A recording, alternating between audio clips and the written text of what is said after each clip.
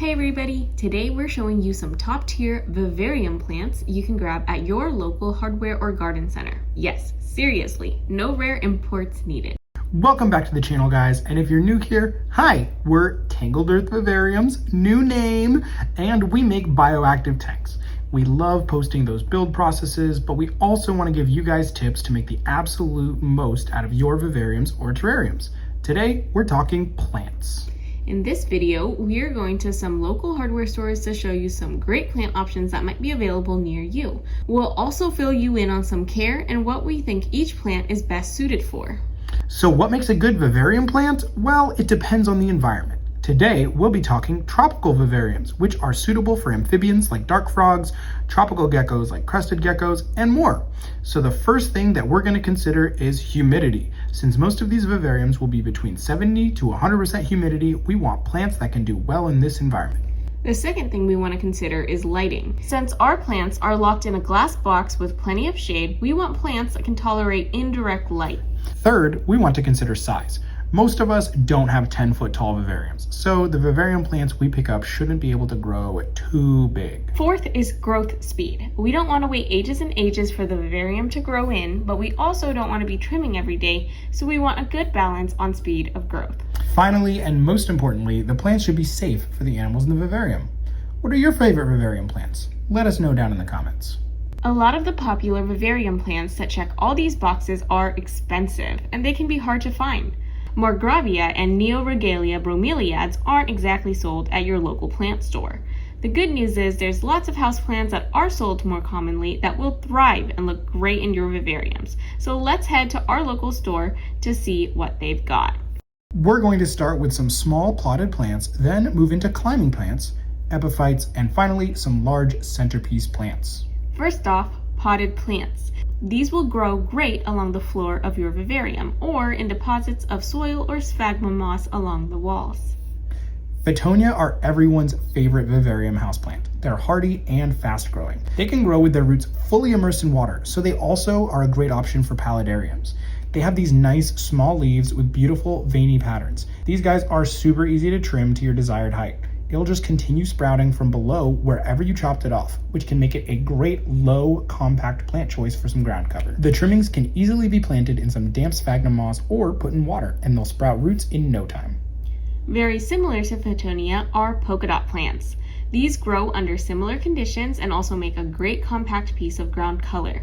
They've got different patterns on their leaves, and they also come in a variety of colors. Peperomia have round leaves and come in plenty of different shades, from green to a deep dark red. They stay pretty small and they can grow kind of slowly, but the unique shape of the leaves and stems really stands out. Syngonium have this cool triangular leaf shape and a variety of colors to choose from. You can also get a variety of sizes. Pilea can have some of the most unique colors and textures. Check out the velvety look of these leaves. Snake plants have such a unique structure. Look at these leaves just sprouting straight from the ground. These guys can tolerate a variety of humidity and are quite sturdy. Larger and more disruptive animals should be able to clamber over them no problem. They also come in a variety of shapes and sizes, from short and squat to tall and green alien-looking spears. Prayer plants can be a beautiful ground cover. It'll spread out, but it won't climb. The leaves have this amazing and unique pattern, and the roots can tolerate moist soil, although I would not grow them fully immersed in water. Last but not least, let's talk begonias. There are so many kinds of begonias. The varieties in color, pattern, and leaf shapes are basically endless. Unlike some of the other plants, the roots can rot if not allowed to dry out between waterings, so place them accordingly. There are begonias that grow like houseplants and begonia that grow like vines and will climb along the tank wall. This makes them the perfect segue into some climbing plants. First off, the infamous and unkillable Pothos. This is quite possibly the most popular houseplant, and it does not disappoint. Plant it with its roots in the soil and it can climb on any background and will fill in the floor of your vivarium faster than you can blink. It is so hardy that it can grow in or even underwater, or even in a much drier environment. Pothos grow aggressively though, so be prepared to trim. They also come in a wide variety of patterns and colors, which makes them a great option, especially for larger tanks. They grow really well from cuttings, so you can always take bits to start new tanks or trade with your friends. Their leaves are big and sturdy enough for larger animals to trample all over them without breaking. Next up, we've got a similar plant, Philodendron. Like Pothos, these come in a variety of shapes and sizes and grow rapidly, but we have to issue a disclaimer. Philodendron are technically toxic if eaten.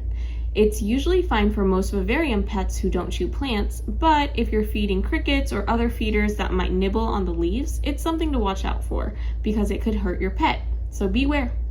But what if your vivarium is a bit too small for some of these giant climbing plants? Well, never fear, we've got a couple smaller climbers. Tradescantia is perfect for a lot of small to mid-sized vivariums. It also brings in a really beautiful and unique purple color that we do not get to see a lot. Like Pothos, we've had great success with these guys growing with roots immersed in water, making them ideal for paludarium or incredibly humid setups. Finally, we have these guys, creeping fig and oak leaf creeping fig. Creeping fig is a little bit larger and grows a bit faster, and oak leaf creeping fig has these beautiful tiny ivy leaf shapes. These guys grow incredibly from cuttings, and they can make a great alternative to moss for coating your vivarium walls. If you're like us and you keep dart frogs but you can't get your hands on Markgravia, try this out. You'll fall in love. Okay, let's talk epiphytes. What are epiphytes? Epiphytes are plants that can grow comfortably attached to things like bark outside of the soil. These include ferns, bromeliads, and orchids, all of which we'll talk about right now. You can take pretty much any of these and wrap them up with some sphagnum moss and attach it to a wall or a piece of cork bark, and they'll do pretty well. The key to this is your misting schedule and ventilation. You want the roots of the epiphyte to get wet at least once or twice a day, but still have time to dry out between watering. Most of them won't be happy staying wet all the time. If you haven't watched our video on ventilation and fans, you should check that out here. Okay, ferns. There are always plenty of ferns at your local hardware store, typically asparagus ferns or Boston ferns. Asparagus ferns have this really nice fine delicate look, but can be easily trampled by larger animals. Boston ferns have the more typical fern look. They come in a variety of sizes, are comfortable with shade, and can usually be trimmed to size. Ferns can also grow in the soil of your vivarium, but they might not be super happy if it's wet all the time. Next up, we have bromeliads. Now, this is more of a cautionary tale. They sell these bromeliads a lot at your local garden center, and these are not neoregalia. You do not want these. They don't grow particularly well in vivariums or mounted on your wall, and they get huge. We've actually had success ordering neoregalia bromeliads on Amazon, so we've linked that below. Okay, now, orchids. Everyone loves jewel orchids in their vivariums, but we rarely see them on sale. These little Phalaenopsis orchids are everywhere though, from grocery stores to Lowe's. They're probably the most finicky on this list when it comes to humidity, so good ventilation is crucial. But they can do really great mounted on walls or growing on a stick in your vivarium. Just don't expect them to bloom annually because you could be waiting a while. As an honorable mention, we can talk about some aquarium plants. Bucephalandra, Anubias, and crypts can all grow as epiphytic plants. You won't find these at the hardware store, but you can buy them in a lot of pet or aquarium stores. Most of them can grow out of the water as well. They need their roots to stay extremely wet though, so planting in and around a waterfall or water feature is your best bet. Okay, let's talk big plants. These are plants that might not be suitable for every tank, but can be a real statement or centerpiece, especially in larger tanks. So don't get these if you don't like trimming. Starting off with our current favorite, Alocasia. We have an Alocasia in our dart frog tank that we picked up from Lowe's about 6 months ago, and we love it. The leaves have such an amazing texture, they provide a ton of cover and shade, and the frogs and geckos climb all over it. The giant leaves make platforms that effectively triple the footprint of the tank. The only downside is we have to trim it a lot, and I mean a lot. Basically, every 1 to 2 weeks, we're chopping back giant leaves. But we also put some Alocasia in this 100-gallon dart frog tank that we did for a client, and it's the perfect size. It prefers drier substrate, but its lower roots can be constantly wet and it'll still be happy. There's a variety of different kinds of Alocasia, and they're all quite stunning. Next up is Monstera. Like Alocasia, these can get big, but they're sold basically everywhere that houseplants are sold. And if you have a 100 to 200 gallon tank that you need to fill with something hardy and fast growing, Monstera could be the plant for you. Finally, as an honorable mention, spider plants. These guys grow so quickly and are constantly sending out runners with babies. They also get quite large. I would not say that these are suitable for anything under 100 gallons. We're using some right now in a really big build for some pink-tongued skinks. Stay tuned and subscribe if you want to see that.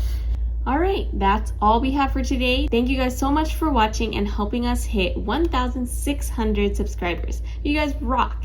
If you find this helpful, please give this video a thumbs up and comment your favorite vivarium plant below. Did we miss any? Want more deep dives on specific plant care or layout tips? Let us know. And for San Francisco Bay Area folks, yes, we take custom tank commissions. Our email is in the description. Subscribe and hit the bell notification if you haven't yet. And until next time, happy planting! Bye! Bye.